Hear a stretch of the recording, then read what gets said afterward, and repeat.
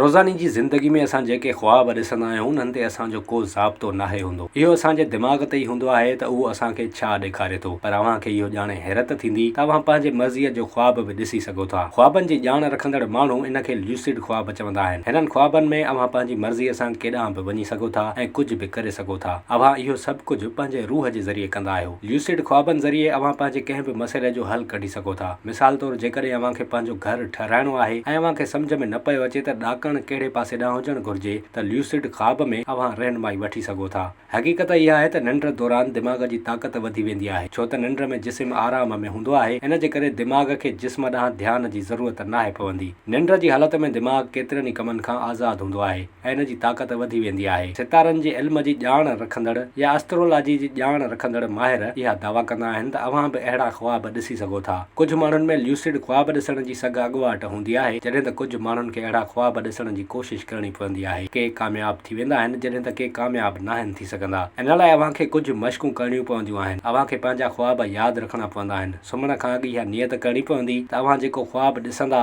उनखे यादि रखण जी कोशिशि कंदा। अव्हां सुबुह उथी उहो ख्वाब डायरीअ में लिखी सघो था। ॿी मश्क इहा हूंदी त अव्हांखे इहो सम्झणो पवंदो त अव्हां ख्वाब जी हालत में आहियो। इन लाइ अव्हांखे हक़ीक़ी ज़िंदगी ऐं ख्वाब जी हालत में फ़र्क़ खे सम्झणो पवंदो। इन लाइ अव्हां अहिड़ियूं निशानियूं रखी सघो था। मिसाल तौरु घड़ी या उहो ॾिसणो पवंदो त अव्हां जंहिं जाइ ते मौजूदु आहियो उते कीअं पहुता आहियो। इन खां अॻु अव्हां किथे हुआ, पोइ अव्हां सम्झी वेंदा त अव्हां ख्वाब जी हालत में आहियो। जॾहिं अव्हां सम्झी वेंदा त अव्हां ख्वाब में आहियो त पोइ ख्वाब मर्ज़ीअ सां ॾिसी सघिबो।